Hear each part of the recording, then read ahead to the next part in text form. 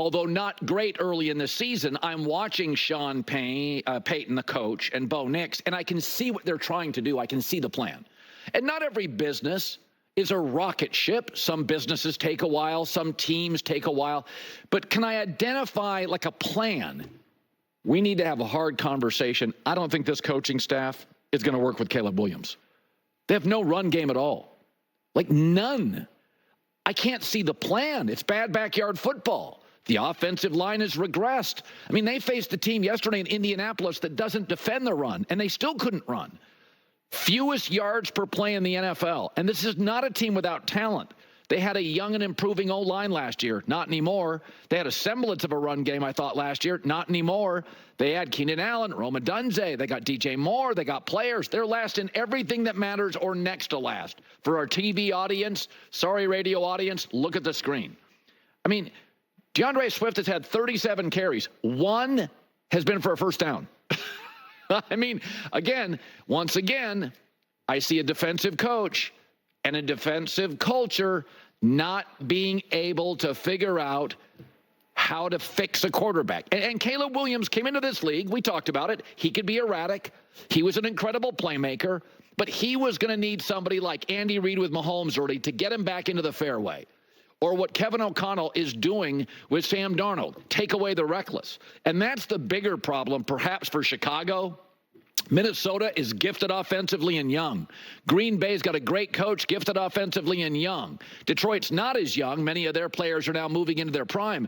But Detroit, Minnesota, and Green Bay are excellent offensive teams. Not all great defensively, excellent offensively. And I would say two of them have great coaches. I think Kevin O'Connell and Matt LaFleur pass the test, flying colors. I think Dan Campbell is a great culture builder. I don't know if I trust him situationally, but he's a good coach.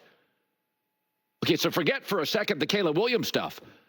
You got the one defensive coach in that division. You can't win games in this division going forward scoring 20 points a game, 23. You got to get into the 28s. This is now the best offensive division in football.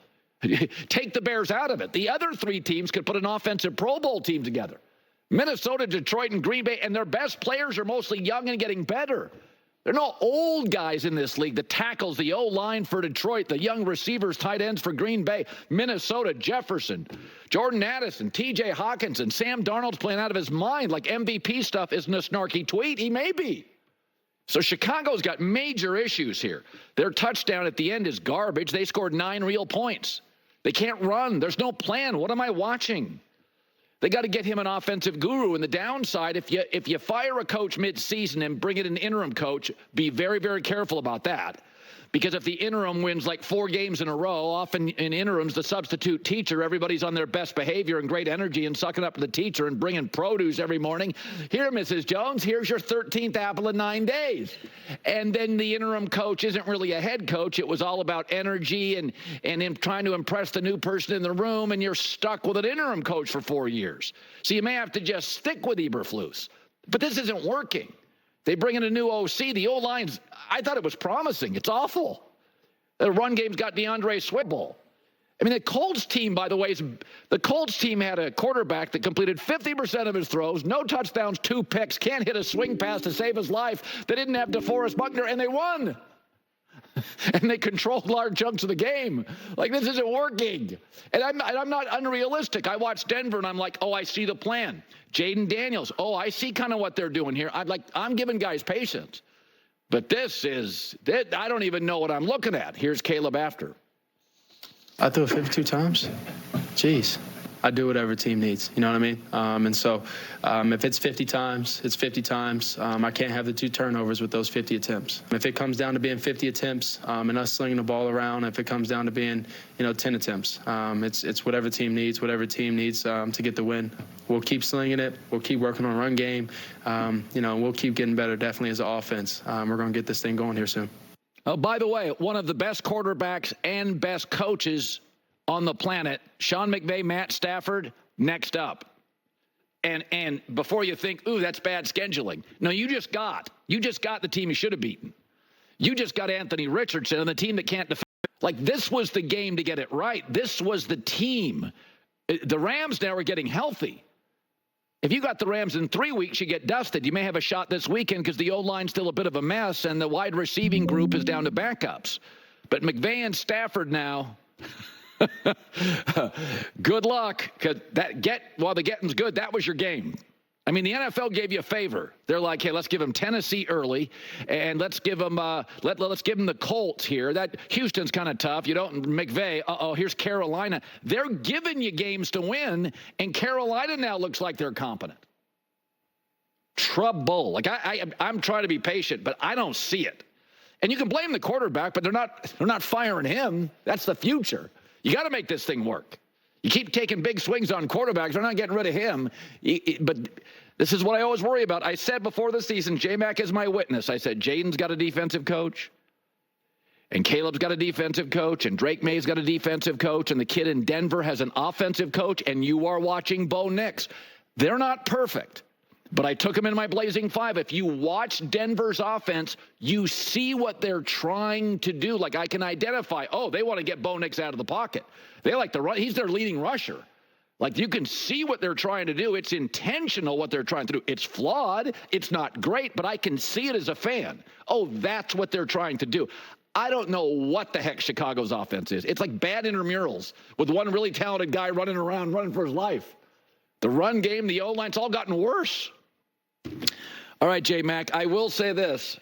That Philadelphia-New Orleans game, I have defended Jalen Hurts for years, and you have pushed back mightily. In fact, Friday you said, Colin, people in Philadelphia are pushing back on Jalen Hurts. And once again, I stood up and defended him. Yeah. He turns the ball over a lot. We'll have Mark Sanchez stop by today. Matt Hasselbeck 1 hour from now, where Colin was right, where Colin was wrong. There's a lot of both. J-Mac, I had said before the season, all these 12-win Cowboy seasons, I said, I believe they have peaked and they'll be slow regression. It won't be drastic. They won't go down to 7 wins or 8 wins, but it'll be about 12, 12, 12. This year will be closer to 10. And there'll be more ugly losses. And once again, don't be fooled by the fourth quarter.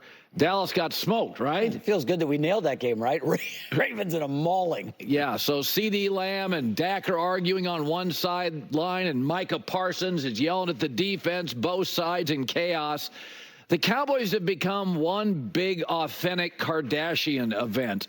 There's drama, and there's glitz, and there's glamour, and there's money, and most of it's just a big illusion, and they both have the most gullible of people that worship them.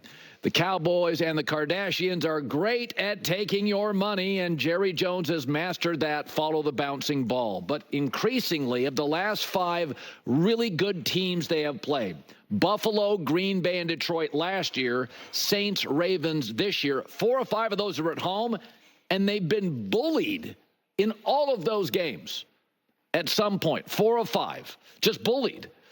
Dallas, here's the problem. Their roster's not talented enough, and Jerry Jones calls himself the GM. He's 81. It's not a good enough roster. They're also a team that's soft. They're the worst run defense in the league. Derrick Henry and Lamar had their way yesterday.